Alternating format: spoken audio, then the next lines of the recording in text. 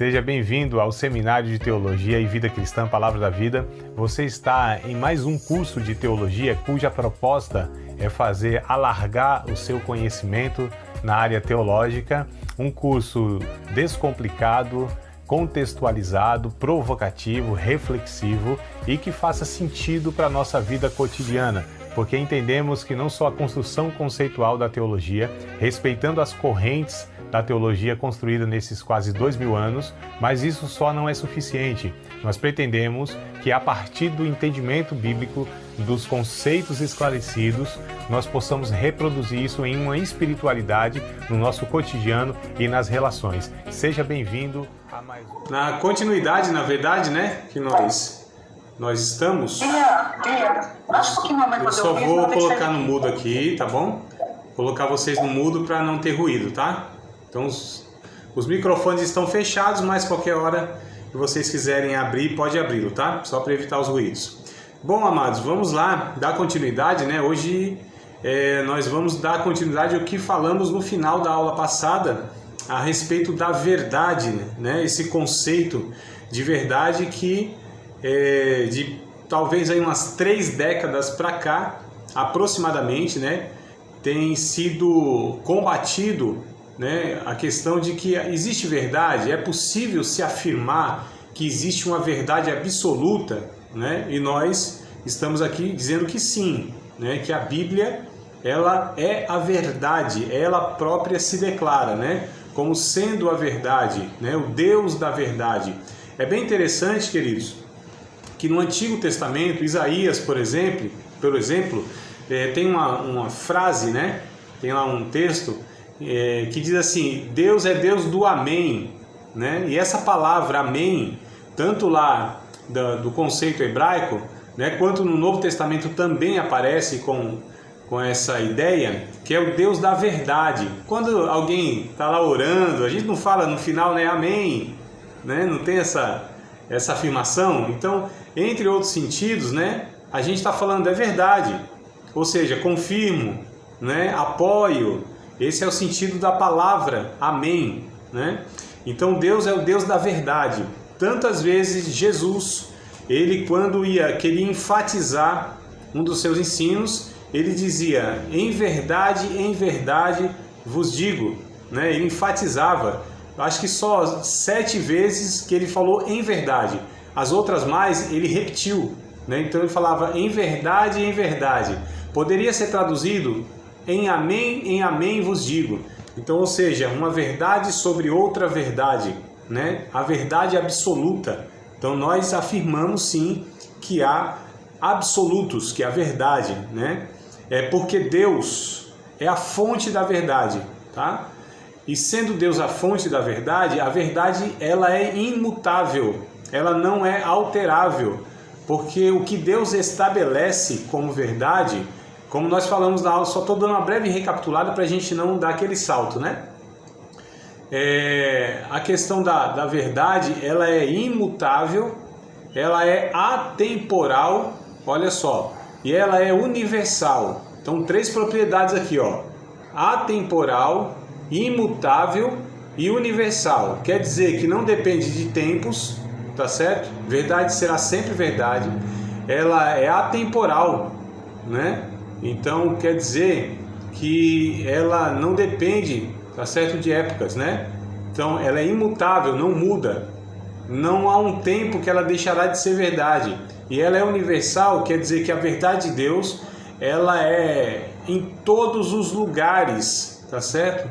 Não serve para um e serve para outro, não. A verdade de Deus estabelecidas, absolutas, né? Aquelas que são doutrinárias, é o que nós estamos falando aqui, os ensinamentos que revelam a natureza de Deus, o caráter de Deus, a proposta de Deus para a salvação. Este é o ponto que eu estou enfatizando. Então, nesses aspectos, a verdade ela independe de cultura, independe de tempos, tá certo? Então é nesse sentido aí. A fonte da verdade, né? A fonte da verdade do Evangelho está em uma pessoa eterna. Então olha só, a fonte da verdade, como a gente falou, ela reside em uma pessoa. Não é uma questão de elaboração humana, e nem ela se esgota com os escritos que nós chamamos de Bíblia, né? O que nós estamos dizendo, opa, vamos aqui, está entrando mais uma aluna, e parece até que é o casal que deve estar vindo junto aí, né? E casal assim, compartilha mesmo vídeo chamada. Vamos ver aqui só se eles entram, como é a primeira vez, a gente vê se consegue dar uma orientação se eles tiverem dificuldade, mas acho que não vão ter não, porque já participaram comigo em outra ocasião, em outro momento, aqui por essa mesma videoconferência. Deixa eu ver só se eles conectam aqui, tá? Pra gente continuar. Aqui é ao vivo é assim mesmo, isso aqui é tudo gravado, não vai nada editado nesse trem não. Aqui é ao vivo e a cores para todo o Brasil. Deixa eu ver se o povo aparece, meu povo. Bom, vamos lá, enquanto eles não conectam aqui, acho que só estão no áudio na verdade, né? Não sei se vão continuar só no áudio. Dá um sinal de vida aí, Frank, Priscila, se vocês estiverem ouvindo, tá? Só pra gente confirmar, pelo menos o áudio vocês... Sinal de fumaça, né? Faz o sinal de fumaça. Dá um glória, como diz o crente, né? O crente... Tô ouvindo, amada. Agora sim, ó, vai até aparecer o vídeo. Coisa boa, amada. Tentando conectar no notebook, mas não tá conseguindo, mas a gente tá aqui, tá bom? Tá ótimo, então. Fique à vontade, bem-vindos. E a qualquer momento interrompam, tá? Participem, como é a primeira vez que vocês estão entrando na aula aqui, mas já sabem, né? Como que funciona, então, tá bom? A qualquer momento interrompam, participem, faz aquelas perguntas boas que vocês fazem para enriquecer a aula. Tá bom? Então, tá bom. Vamos lá, a gente tá no comecinho. Tá a gente tá no comecinho aqui. Bora lá. Eu estou dizendo, então, que a verdade, ela reside, né? A fonte da verdade é uma pessoa, tá? E essa pessoa é Cristo. Vamos ler o texto de João, o Evangelho de João, capítulo 1, versículo de número 1 e o versículo de número 14. Então, Evangelho de João, capítulo 1, verso 1 e o verso de número 14. Primeiro, o verso 1 vai dizer assim, que no princípio, né? No princípio, esse princípio aqui não é o princípio da criação não, viu? Esse princípio que João se refere é o princípio na eternidade. Então, olha só, que é algo que vai para além dessa existência aqui. No princípio era o Verbo, e o Verbo estava com Deus, e o Verbo era Deus. No verso 14 a gente completa aqui esse pensamento, ó.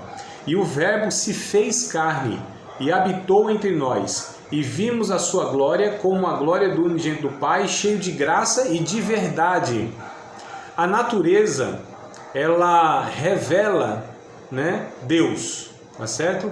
De uma maneira ilustrada, por assim dizer, né?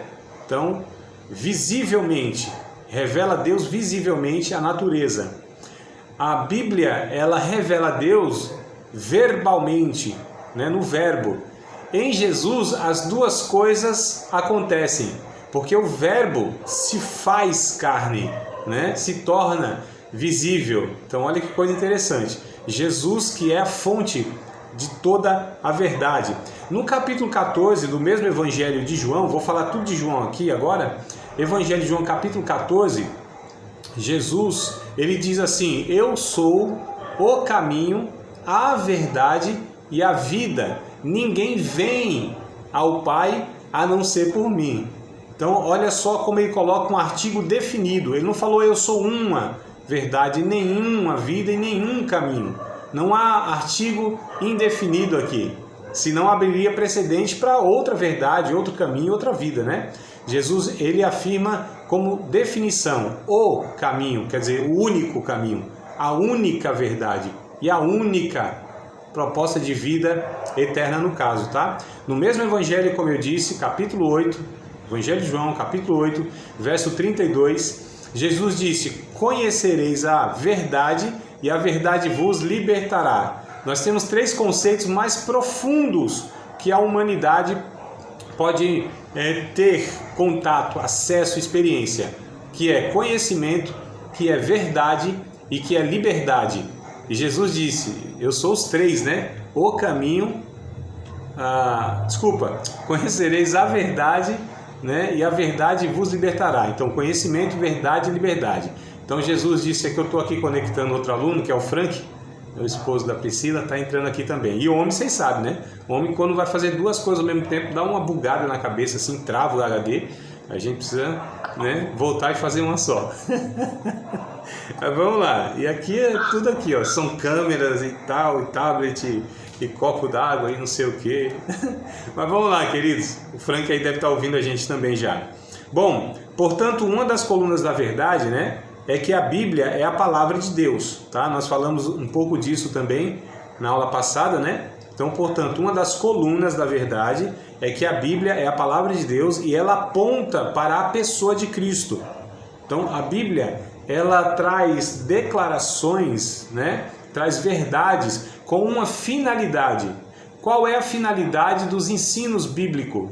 Quais são as finalidades, ou qual é a finalidade de cada livro da Bíblia, de cada doutrina da Bíblia? É apontar para uma pessoa. Nessa pessoa, Paulo diz em Colossenses que está escondido, né, todos os tesouros da sabedoria e do conhecimento. Então, olha só, toda a fonte de revelação está escondida em Cristo. Capítulo 12, tudo em João, por enquanto é tudo em João para ficar fácil para vocês. Capítulo 12, versículo 48 do Evangelho segundo João, diz assim, o próprio Jesus dizendo, né? Quem me rejeitar a mim e não receber as minhas palavras, já tem quem o julgue. A palavra que tem pregado, essa há de julgar no último dia. Olha só como Jesus está colocando aqui a palavra de Deus, a declaração verbal de Deus, que nós chamamos de verdade, né? O poder que ela tem, né, para a eternidade, julgar as pessoas. Lá no livro de Apocalipse, lá no último capítulo, capítulo 22, né, 21 para 22, lá está escrito que no juízo final, onde Deus reunirá todas as nações, todos os seres humanos que morreram sem aceitarem a salvação em Cristo Jesus, será aberto livros, né, está no plural, né? Então, um dos livros é o livro da vida, o outro é o livro das obras e o outro é o livro que é a palavra de Deus, que é o parâmetro para julgar os homens. Então, 3 livros serão abertos nesse tribunal, nesse juízo final. O livro das obras, porque cada um será julgado segundo as suas obras. O livro da vida, né, para constatar que essa pessoa não está escrito lá no livro da vida. E a Bíblia, que é o parâmetro, a verdade de Deus para julgar os homens, tá certo? Ainda em João capítulo 17, versículo 17, há essa declaração aqui, entre outras, né? Eu só separei alguns textos aqui para a gente ter uma base, né, daquilo que a gente está falando, mas há outros versículos, outras passagens, outros livros que vão também reforçar essa ideia. De verdade, eu digo. 17 de João. Santifica-os na verdade. A tua palavra é a verdade. Olha só, santifica-os na verdade. A tua palavra é a verdade. Então, todas essas afirmações, elas são categóricas, amados. Tá certo? Todas essas afirmações, elas são absolutas. Não diz que é uma verdade. Tudo aqui é a verdade. A verdade. A verdade. Né? Então, aqui é absoluto. Ao contrário de que ensina a Bíblia, há na mente contemporânea, né, como eu disse, 30 anos para cá mais ou menos é que isso é trabalhado, né, a ideia de relativismo pragmático. Eu queria que vocês prestassem muita atenção nesse ponto que eu vou tocar agora, tá? Isso é muito importante. Se ficar alguma dúvida, alguma questão, me interrompa aqui. Mas relativismo pragmático, a palavra parece um pouco, né, estranha, que a gente não usa tanto, né, o pragmatismo, que é pragmático, ou seja, aquilo que dá certo e me faz sentir bem, é isso que basta para eu definir o que é correto. São referências pautadas na vontade, desejos, sentimentos humanos. Sendo assim, para essas pessoas, a gente não está falando dos discípulos de Cristo, né, que somos nós, mas para essas pessoas, a Bíblia já não é a verdade. Porque o que elas falam? Se te faz feliz, tá certo, né? Se isso te faz bem, tá certo. Então, qual é o parâmetro que essas pessoas usam para definir o que é certo e o que é errado? O teu desejo, o que você sente. Isso a gente está falando em todas as áreas da vida, nas decisões que essas pessoas vão tomar, né? Para falar de uma questão mais contemporânea mesmo, da atualidade, né? Se a pessoa ela está num corpo de homem, mas se sente uma mulher, então o sentir para ela que é o que define.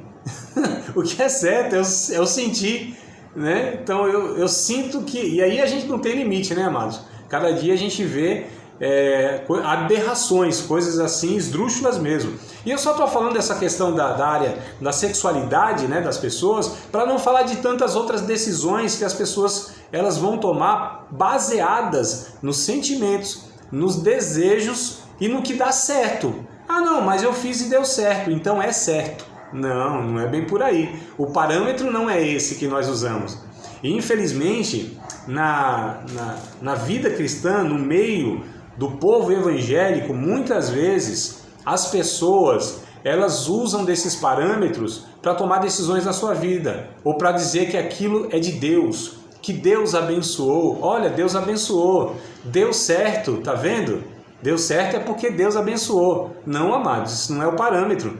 Não é porque deu certo. Deus abençoa aquilo que Ele, na sua palavra, Ele de fato estabeleceu, tá? Então a gente precisa tomar muito cuidado com esses parâmetros de decisão para a gente estar definindo o que é bênção de Deus, o que é aprovado por Deus, né? E o que não é. Não é o que dá certo, não é porque me faz bem, não é porque me traz sensação de prazer, não é porque é um desejo do meu coração, né? Se formos guiados pelos desejos do nosso coração, amados, a gente está perdido, literalmente, né? O nosso coração, a Bíblia diz que é enganoso. O coração do homem não é confiável, tá certo? Os nossos sentimentos, os nossos desejos, eles precisam ser subjugados pela palavra de Deus.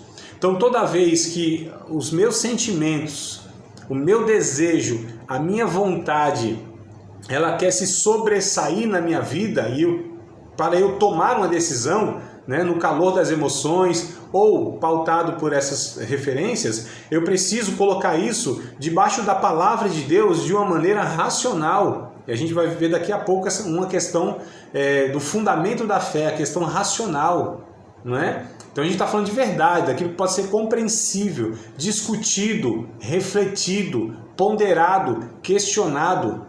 A fé, amados, ela precisa ser questionada e não é pecado ter dúvidas, tá certo? Ter dúvidas não quer dizer que a gente não tem fé, pelo contrário. Justamente as minhas dúvidas é um desejo de crescer no entendimento da vontade, da pessoa de Deus, da revelação de Deus. Então as pessoas elas ficam com medo de terem dúvidas. Ah, isso aqui eu não tenho tanta certeza, eu tenho dúvida, tem dúvida? Então vá buscar Deus, vá estudar a Bíblia, vá perguntar para o Espírito Santo, que Ele nos esclarece, né? Que Ele nos leva ao entendimento adequado.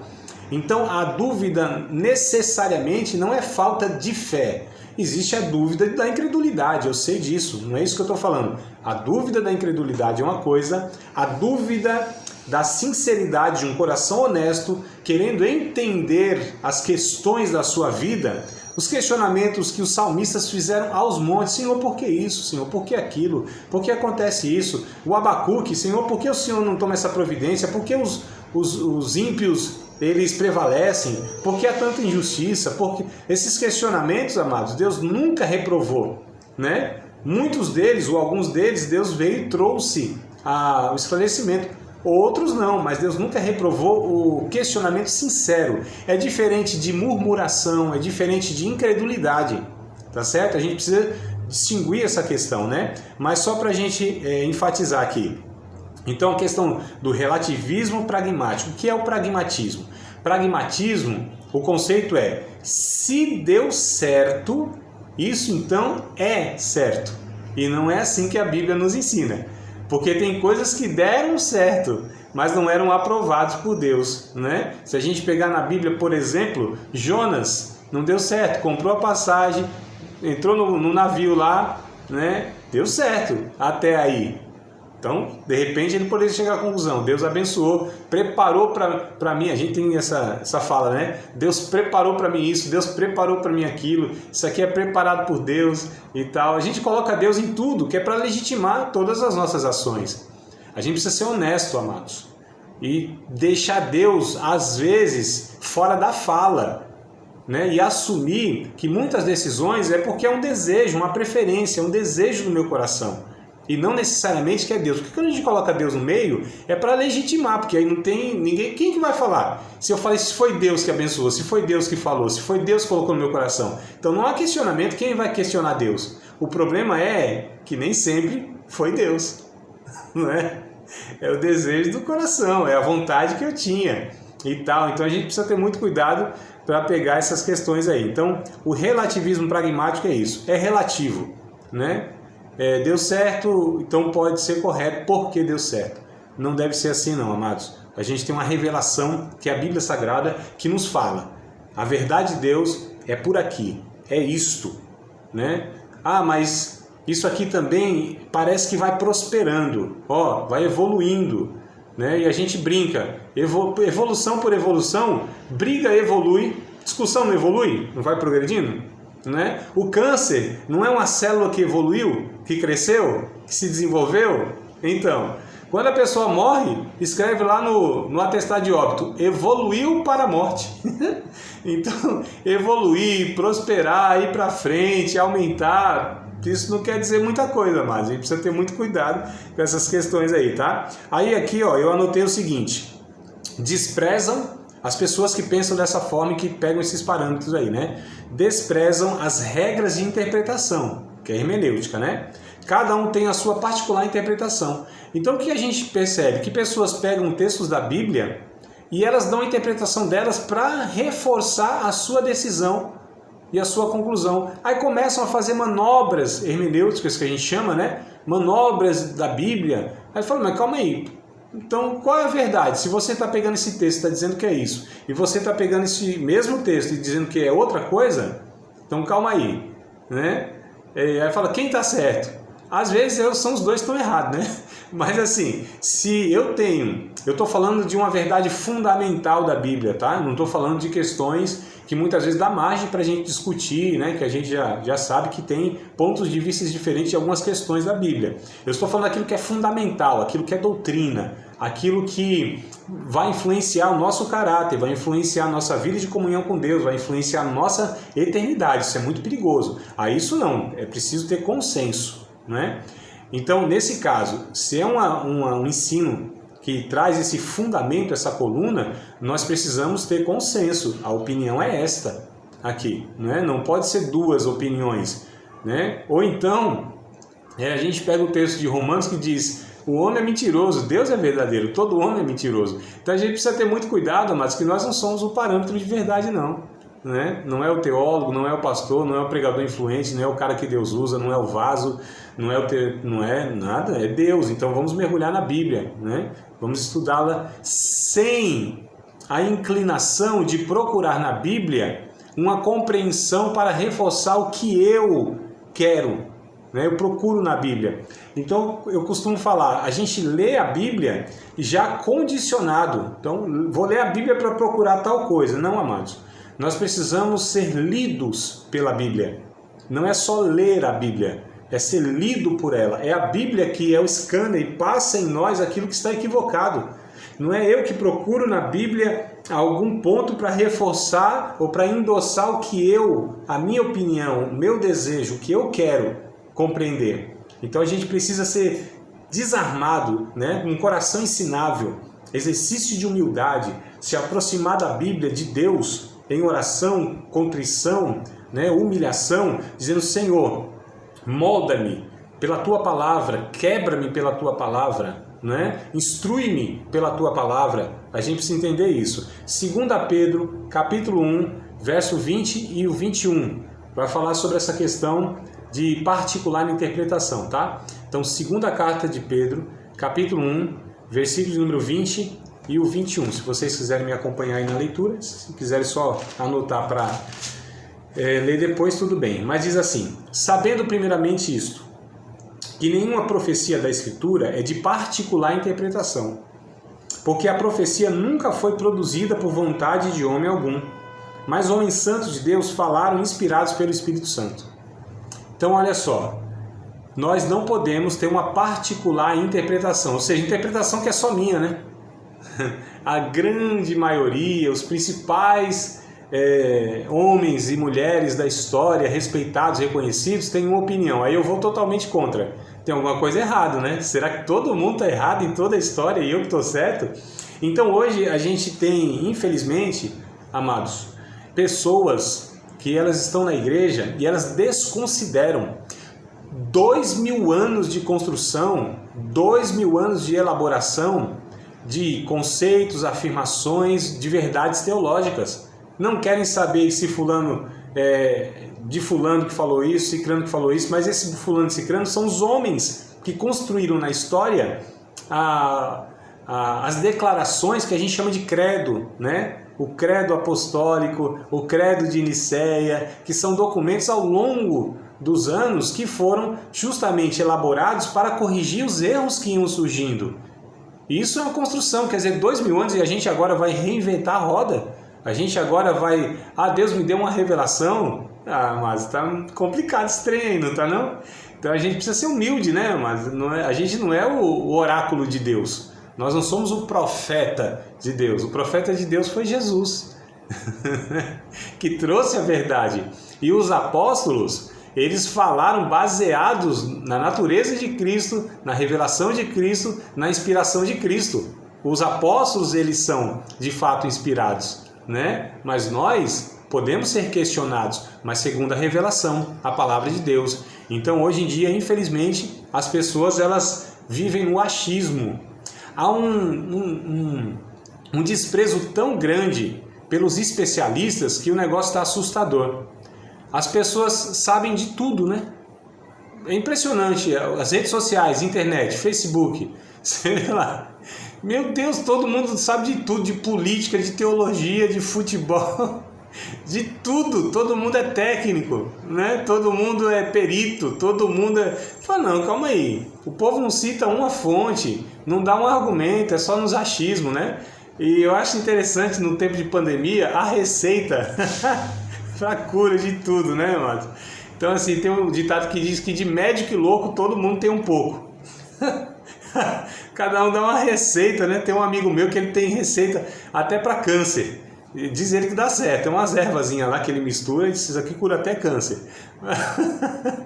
Então, assim, brincadeiras à parte, a gente não pode, amados, desprezar todas as pessoas que dedicam a sua vida, né, para se especializar. Não estou dizendo que os especialistas são inquestionáveis, são absolutos, não, como a gente falou, a palavra de Deus é. Mas o que eu quero colocar aqui, o ponto, é que não pode ser essa... Existe o livre exame da Bíblia. Todos nós, sem exceção, podemos estudar a Bíblia, podemos interpretar a Bíblia, mas ela não pode ser a livre interpretação. Existe um livre exame, mas não a livre interpretação, porque existem regras para interpretar a Bíblia, né? Quem já fez o curso comigo e pegou a matéria hermenêutica, a gente ensina isso. Eu não pego um texto aqui e falo, eu acho que é isso aqui, eu sinto de Deus que é isso aqui. Não é por aí que a gente lida com a Bíblia. Não, eu senti no meu coração, Deus falou no meu coração que isso aqui significa isso e isso. Não é assim, amados. A gente tem regras para interpretar, senão, o que vai virar? Se é o sentimento que define o que é verdade ou não. Perceberam como na prática muitas vezes isso aqui complica bastante? Ou seja, o sentimento, o achismo, a fonte sou eu. Não pode ser eu a fonte, amado. Existem regras para interpretar a Bíblia e a gente precisa respeitar isso, tá certo? Mas vamos lá. Alguns fundamentos da fé. Então eu falei da verdade, né? Nessas duas aulas aí, sobre a verdade de Deus, a Bíblia Sagrada, a revelação de Deus, que existe absoluto, que é imutável, que independe se foi lá 2000 anos ou hoje, independe se foi na Palestina ou no Brasil, é verdade absoluta, é isso aqui, isso é inalterável. Eu não posso mudar o ensino da Bíblia para adequar as minhas preferências, né? Então a gente vê isso em muitos lugares onde as pessoas querem moldar o Evangelho a sua preferência, customizar o evangelho, personificar, né? Ou personificar não, como fala quando a gente customiza mesmo, mas tem outro nome mais simples ainda. O simples eu esqueço, o mais difícil eu lembro. Personalizar, isso é a palavra, né? Personalizar, a gente quer fazer um evangelho pessoal. Não é assim, né, amados? Então a gente precisa ter muito cuidado, tá? Alguns fundamentos da fé, eu vou falar com vocês agora. O primeiro fundamento é a própria fé. A fé é um fundamento. Eu vou falar da graça, eu vou falar, né, da própria fé. Fundamentos, colunas, é isso que a gente vai falar em alguns daqui para frente, tá? A fé é um dos fundamentos, né? A própria fé é um fundamento. Talvez a palavra mais importante, né, e tão essencial, que chamamos o próprio cristianismo de fé cristã. Só que é assim, quando uma palavra ela é muito falada, muito conhecida, ou ela é muito entendida, ou ela é muito distorcida, né? Quando a gente, né, tem uma fala que é muito corriqueira, quando todo mundo fala, quando há muita pronúncia, das duas uma. Ou ela é muito entendida, aquilo está esclarecido, ou aquilo é muito distorcido, tá? Então vamos lá. Todavia, né, trata-se de uma palavra mal compreendida, embora seja a mais comum, a mais falada, a mais importante, olha só, né, do meio religioso, fé. Estou falando da palavra fé, do conceito fé, tá? Bora lá. Muita gente pensa que abraçar a fé é abrir mão do raciocínio e da inteligência. Vocês já ouviram falar? E por que tantas pessoas elas são avessas ao estudo bíblico? Porque a ideia que se criou é assim: a fé e o raciocínio, a inteligência, o conhecimento não podem andar juntos, porque uma é oposta à outra. Eu já vi até imagem nas redes sociais, uma seta para lá e outra seta para cá. A seta para cá estava escrito fé e aqui razão, né? Fé e razão não, elas são opostas. Ou você é racional ou você tem fé. Olha que absurdo. Amados, eu quero indicar para vocês esse livro aqui, ó.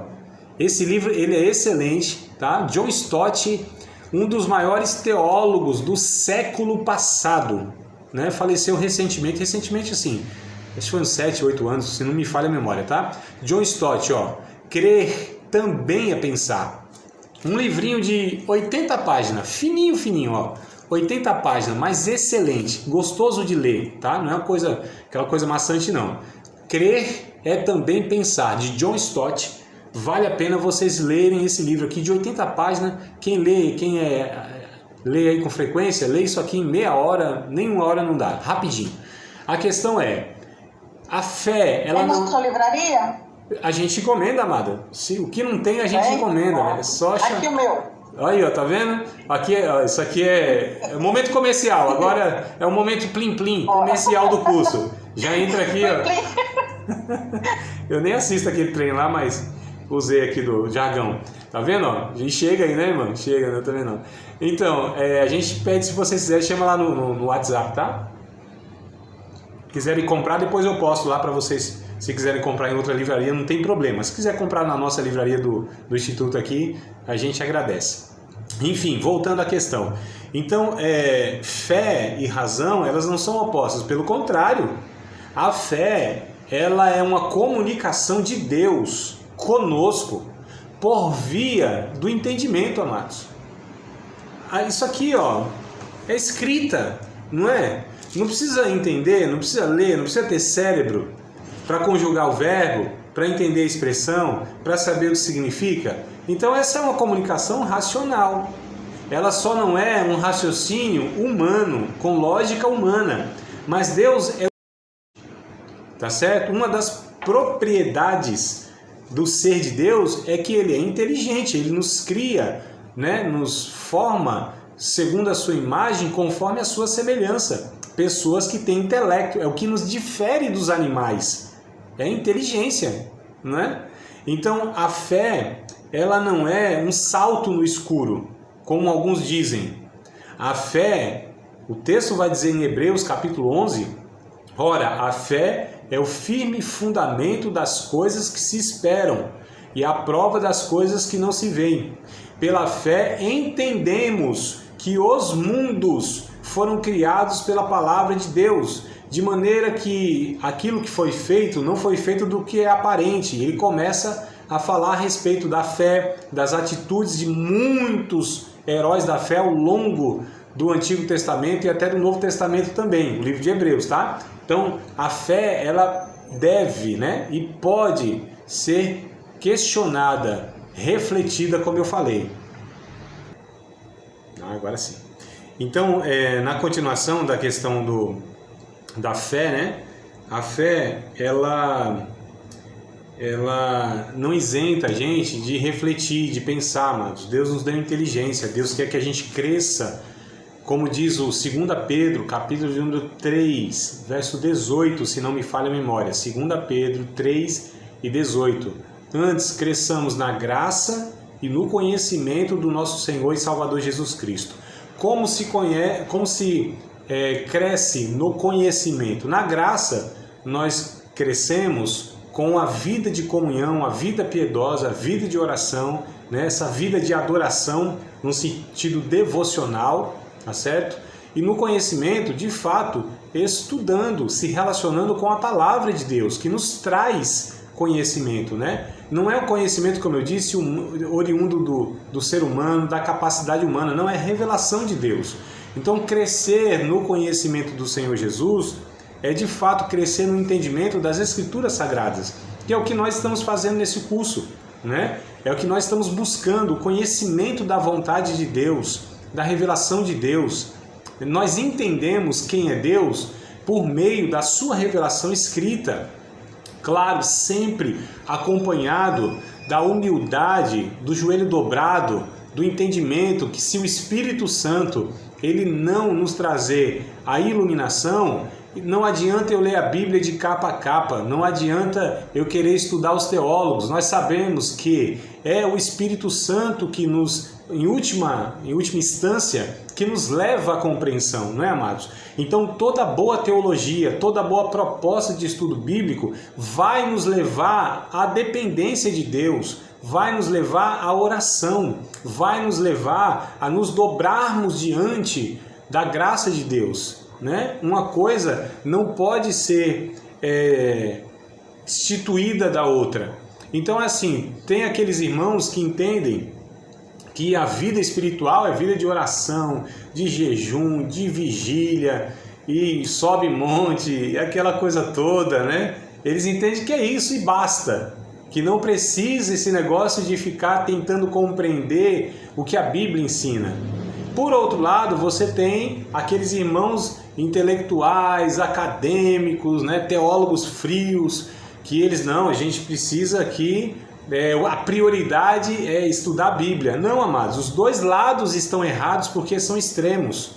Os dois lados, as duas conclusões estão erradas, tá certo? Então a espiritualidade, ela junta, né? Ela une as duas coisas, tá? A vida de oração, de busca intensa pela face de Deus, né? Por conhecer Deus intimamente, de uma forma pessoal e se debruçando diante da Bíblia Sagrada, né? Então são as duas coisas, tá? Fé e razão não são opostas, tá bom? 1 Pedro, vamos dois textos aqui que eu sempre gosto de dar essa referência aqui, porque para mim é muito claro, né, o que está escrito aqui. Em 1 Pedro, capítulo 3, versículo de número 15, uma expressão que tem aqui que eu acho muito importante, né, que para mim traz um esclarecimento muito grande a respeito disso aqui que nós estamos falando, tá? Ou seja, fé e razão, que elas não são opostas, não são antagônicas, não são inimigas, né? 1 Pedro 3 e 15, antes, santificai a Cristo como Senhor em vosso coração, e estáis sempre preparados para responder com mansidão e temor a qualquer que pedir a razão, olha o termo, a razão da esperança que há em vocês. Então, a nossa esperança, ela tem uma razoabilidade. Existe uma razão da esperança, o porquê nós temos esperança, Tá certo? Esse porquê é uma pergunta e a resposta ela tem que ser racional, amados, né? Biblicamente falando, é isso que nós estamos dizendo. Há respostas bíblicas, há argumentos bíblicos, tá? Quando a gente pega Romanos, capítulo de número 12, outro versículo, outro texto, outra referência que eu quero dar para vocês, que é Romanos, capítulo 12, verso 1 e o verso 2. Rogo-vos, pois, irmãos, pela compaixão de Deus, que apresenteis o vosso corpo como sacrifício vivo, santo e agradável a Deus, que é o vosso culto racional. Olha o que está escrito. Vosso culto racional. E não vos, verso 2, e não vos conformeis com este mundo, mas transformai-vos pela renovação do vosso entendimento, para que experimenteis qual seja a boa, agradável e perfeita vontade do Senhor. Nesses dois versículos, olha o que Paulo está dizendo. Culto racional, transformação de entendimento. Tá vendo só, amados?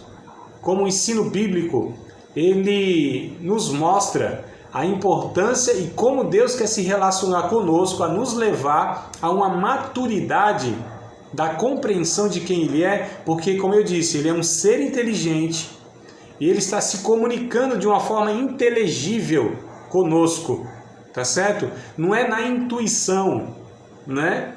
Não é, eu sei que Deus nos guia pessoalmente, diretamente pelo seu Espírito, trazendo em nós, né, certezas, trazendo em nós convicções tão fortes que a gente sabe que é uma ação do Espírito Santo dentro de cada um de nós, não é isso? Só que a questão é as atitudes, e Deus quer que a gente faça, viva, sabendo o que está fazendo.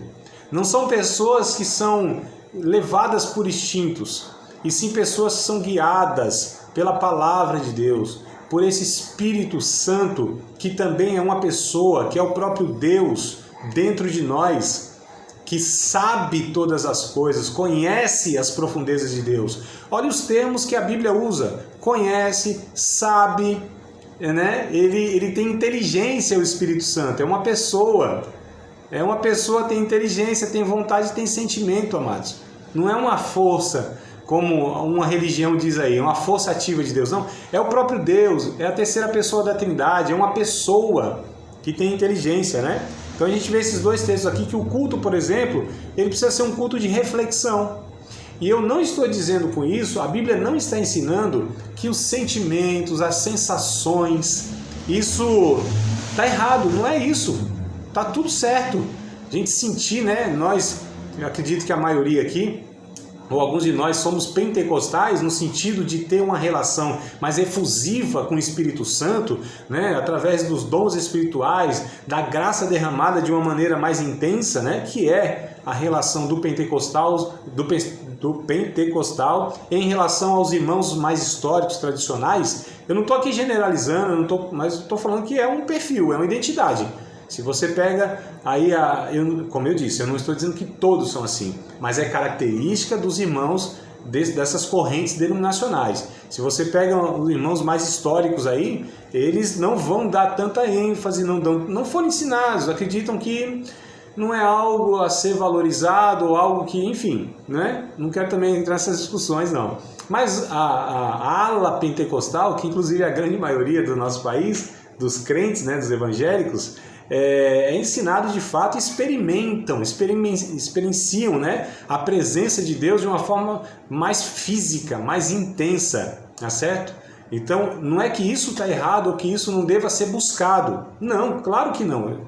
O que eu estou propondo aqui, o que a Bíblia propõe é esse equilíbrio, é de fato. Mas lembra lá no começo da aula, nós não devemos ser guiados por sentimentos, porque é uma linha muito fininha, muito tênue, é o fio da navalha, né? O Espírito Santo falar conosco e a gente pensar que é o Espírito Santo, e muitas vezes é a nossa imaginação, é o nosso desejo. Lembra do começo da minha fala?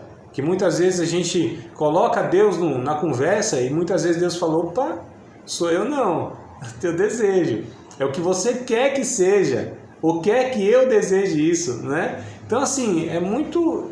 Amados, não é tão fácil assim ouvir a voz de Deus de uma maneira clara, não. como as pessoas muitas vezes colocam, e tudo é Deus, ou então eu sou muito ruim espiritualmente, né, falando, eu devo ser muito carnal, que não é possível, esse povo ouve Deus toda hora, em todas as coisas, em todos os detalhes, para mim, o negócio não é tão assim não, viu, sinceramente, né.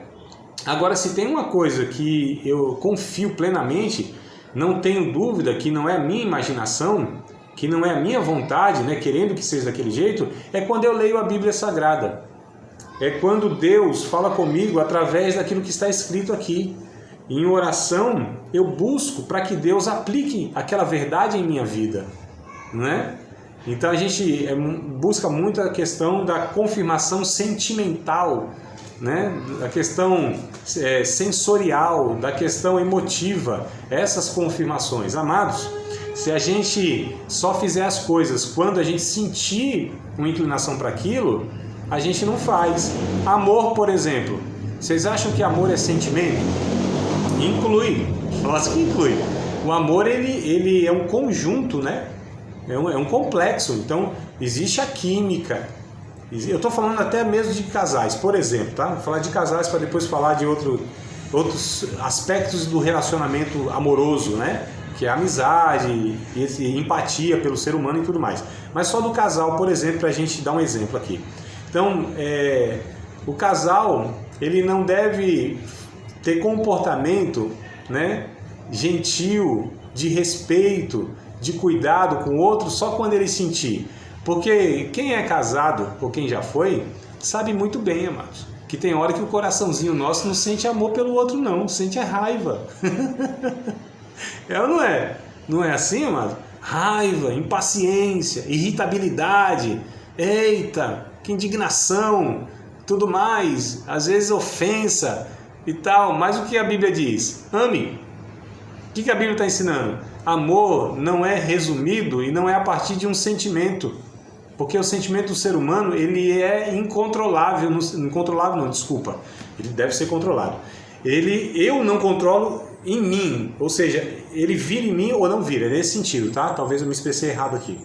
Eu não controlo se eu vou sentir ou não, o sentimento vem, agora eu devo decidir o que eu vou fazer com esse sentimento. Aí a Bíblia diz, ame, isso é um mandamento, matéria de vontade, tem que ser obedecido, que é a fé. A fé, ela é obediência, amados, tá certo? Então, maridos, ame sua esposa, ame os seus inimigos, ame quem te maltrata e te persegue. Então, ó, é mandamento, tá vendo? É mandamento, matéria de vontade. Eu decido amar pelo comportamento, ainda que o sentimento não seja favorável. Então, é isso que a Bíblia ensina. Porque Deus está lidando com esses seres que têm a condição de controlar suas emoções, seus impulsos. Senão nós seríamos como animais, amados. Se eu der vazão ao meu impulso, se eu der vazão o que vem no meu coração, aos desejos, imagina só o que a gente ia fazer. Ia desgraçar tudo aí, não é? Então a gente precisa entender essa questão. Fé é obediência a Deus. Estou falando da coluna aqui do fundamento, né, da fé, do cristianismo, a própria fé. Então fé é obediência a Deus, por meio de sua revelação escrita e baseada no seu caráter. Embora alguns pensem, né, que seja subjetiva, ou seja, a fé, né, ela deve ser sempre acompanhada de ação concreta, e isso é chamado de fidelidade. A palavra fé, no Novo Testamento, né, na língua grega, ela vem de uma palavra chamada pistis. Pistis. Essa palavra, ela traduzida, pode ser traduzida para o português, tanto por fé quanto por fidelidade. Tanto é que quando a gente lê lá em Gálatas, capítulo 5, me parece que é o verso 22, né? Deixa eu confirmar aqui com vocês, se vocês quiserem me ajudar aí. Gálatas 5 e 22. Dependendo da versão vai estar diferente, tá? Na minha aqui está fé, mas em outra versão, NVT, NVI, talvez esteja fidelidade, né? Invejas, homicídios, bebedices, glutonarias, coisas semelhantes a essa, acerca das quais vos... Desculpa, não, 22, estava lendo 21, 22. Mas o fruto do Espírito é amor, gozo, paz, longanimidade, benignidade, bondade, fé, mansidão e temperança. Fé, alguma tradução de vocês aí, versão tá fidelidade, não? Tá, irmã Rose? Fidelidade, não é? Então, e tá tudo certo. Por quê? A palavra lapícios no original, ela pode ser traduzida tanto quanto por fé como por fidelidade. Então, o que isso quer dizer? Quer dizer que a fé bíblica, ela ela nunca é um sentimento, amados, tá certo? A fé não é sentimento, a fé é uma obediência, é uma atitude, é um ato concreto, é uma decisão, é um comportamento, é uma ação. Então isso é a fé, tá? Tiago disse, a fé sem as obras, ela não é fé bíblica. A fé sem atos de manifestação da natureza de Deus, ela é uma crença de religiosos semelhante à fé de demônios. Veja só, amados, as pessoas confundem as coisas, né? Essa fé que não opera nada, essa fé que não traz vida, essa fé que não desemboca num relacionamento que afeta positivamente a vida dos outros, que não socorre as pessoas nas necessidades, que não se traduz numa natureza. É a mesma coisa da pessoa falar assim, eu duvido. Eu vou pegar só as irmãs aqui, viu? Paulo e os outros varões aí que estão na retaguarda, segura aí. Só dar um exemplo aqui. Amadas, um homem chegar para vocês e falar assim, eu amo vocês, eu amo, né? Porque os homens, eles são bons de conversa, né? Eu amo, e poesia, aquela coisa toda e tudo mais. Só que aí ele é agressivo, ele não respeita, ele não supre as necessidades básicas, sejam elas físicas, psicológicas, de outras ordens mais aí. Você vai acreditar, você fala, não, esse homem não me ama não. Ué, mas ele fala, não, mas eu te amo, eu te amo? Ué, eu te amo, meu amor, né? Eu dei um tapa aqui em você, eu agredi aqui, mas eu te amo. Ah, eu fiz isso aqui por amor. Mas aí a atitude mostra o contrário. A fé é a mesma coisa. A fé, ela precisa se manifestar, amados. A fé, ela precisa ser traduzida com as virtudes da fé. A fé, eu tenho fé, eu creio que Deus vai fazer, eu tenho fé que Deus vai realizar. Aí é fácil, porque você transfere a responsabilidade para Deus, e eu estou falando naquela fé que deve me levar a realizar algo na dependência de Deus, confiando no poder do Espírito Santo, entendendo que eu sou um vaso de Deus, um veículo da bênção, um instrumento de Deus para a vida das pessoas, não é? É por isso, amados, que o Antigo Testamento, o judeu, ele não entendia a fé como sendo algo subjetivo, não. A espiritualidade judaica era concretizada em todas as áreas da vida. Você acabou de participar de mais uma aula de um dos nossos cursos, Seminário de Teologia, Vida Cristã, Palavra da Vida. Espero que tenha te abençoado, não só alargado o seu conhecimento teológico, mas que tenha também atingido o teu coração para que você possa, a cada dia mais, reproduzir a vida de Deus nas suas relações cotidianas. Se você ainda não é aluno oficial de um dos nossos cursos, se inscreva aqui no contato que vai aparecer do WhatsApp, também nos siga nas redes sociais, se inscreva no nosso canal, compartilhe à vontade e Deus